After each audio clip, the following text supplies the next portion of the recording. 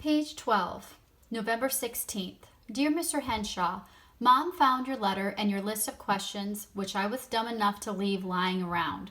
We had a big argument. She says I have to answer your questions because authors are working people like anyone else.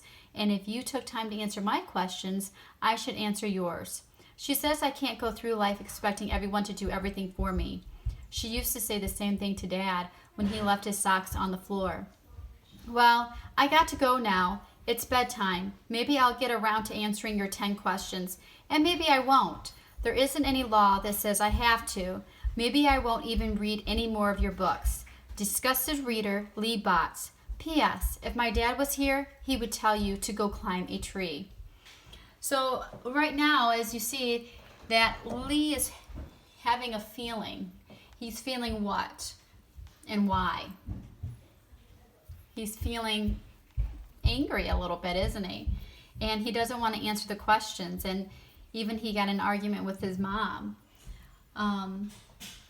It mentions his dad. What do you think has happened to Lee's dad? And why do you think that? It says, if Dad was here, he would tell you to go climb a tree. So what is your prediction? What is your guess on what has happened to Lee's dad? Let's turn to page 14. November 20th. Dear Mr. Henshaw, Mom is nagging me about your dumb old questions. She says if I really wanted to be an author, I should follow the tips in your letter. I should read, look, listen, think, and write. She says the best way she knows for me to get started is to apply the seat of my pants to a chair and answer your questions and answer them fully. So here goes. Number 1, who are you? Like I've been telling you, I am Lee Botts. Lee Marcus Botts. I don't like Lee for a name because some people don't know how to say it or think it's a girl's name. Mom says with a last name like Botts, I need something fancy, but not too fancy. My dad's name is Bill, and Mom's name is Bonnie. She says Bill and Bonnie Botts sounds like something out of a comic strip. I am just a plain boy. This school doesn't say I am gifted and talented, and I don't like soccer very much, the way everybody at this school is supposed to. I am not stupid either. Number 2, what do you look like? I already sent you my picture, but maybe you lost it. I am sort of medium. I don't have red hair or anything like that.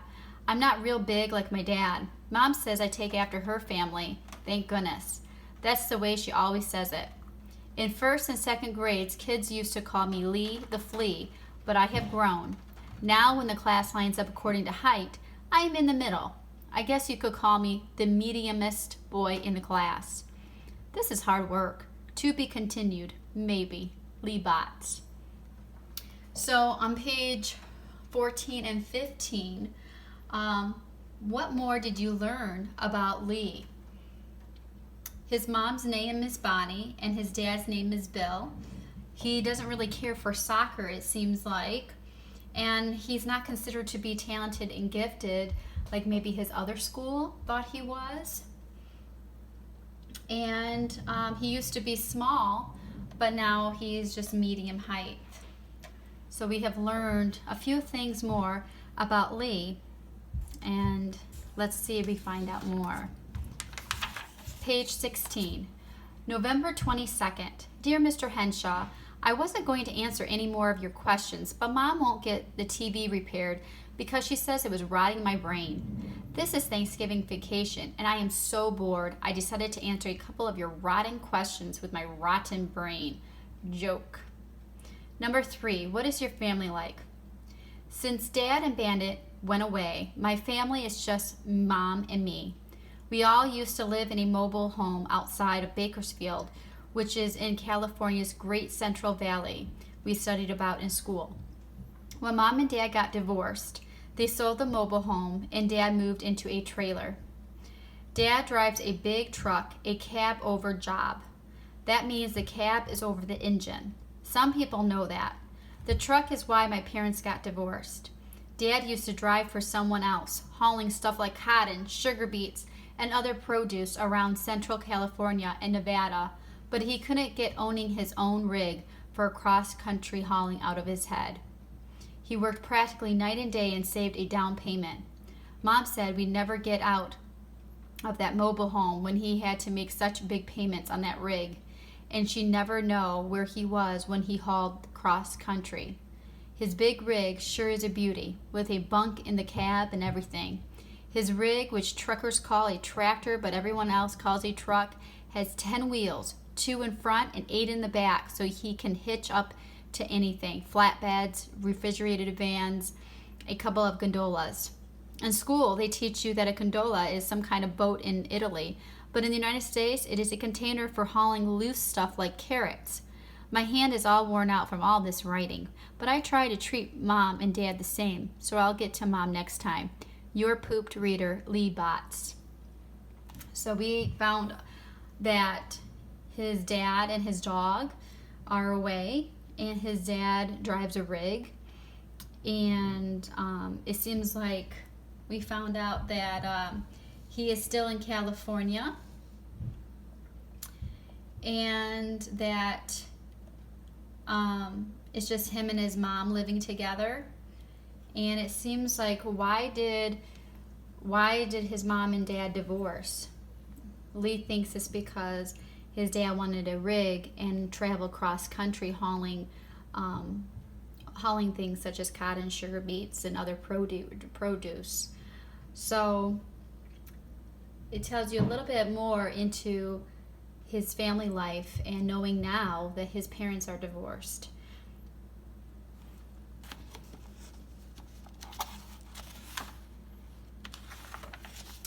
Page 18, November 23rd. Mr. Henshaw, why should I call you dear when you are the reason I'm stuck with all this work? It wouldn't be fair to leave Mom out, so here is question 3 continued. Mom works part-time for Catering by Katie, which is run by a real nice lady Mom knew when she was growing up in Taft, California. Katie says all women who grew up in Taft had to be good cooks because they went to so many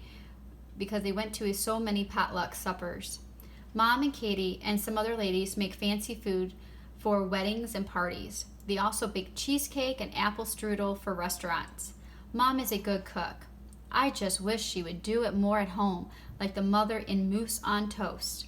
Almost every day, Katie gives Mom something good to put in my school lunch. Mom also takes a couple of courses at the community college. She wants to be an LVN, which means licensed vocational nurse. They help real nurses, except they don't stick needles in people. She is almost always home when I get home from school. Your ex-friend, Lee Botts. So in this, on page 18 and 19, we find out more about Mom. What did we learn? What did we find out? Well, we found out that Mom is a part-time caterer, and she goes to a community college because she wants to be a nurse.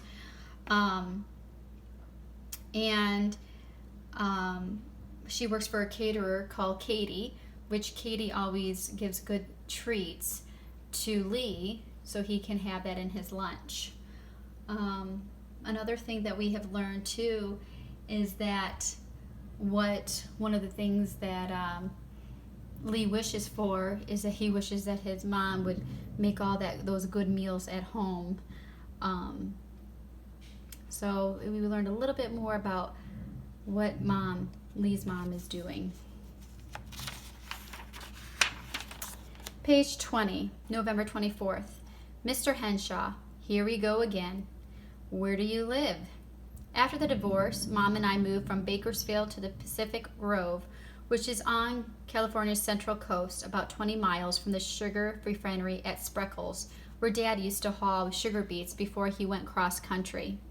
Mom said all the time she was growing up in California's great Central Valley, she longed for a few ocean breezes, and now we've got them. We've got a lot of fog, especially in the morning. There aren't any crops around here, just golf courses for rich people. We live in a little house, a really little house, that used to be somebody's summer cottage a long time ago before somebody built a 2-story duplex in front of it. Now it is what they call a garden cottage. It is sort of falling apart, but it is all we can afford. Mom says at least it keeps the rain off and it can't be hauled away on a flatbed truck. I have a room of my own, but Mom sleeps on a couch in the living room.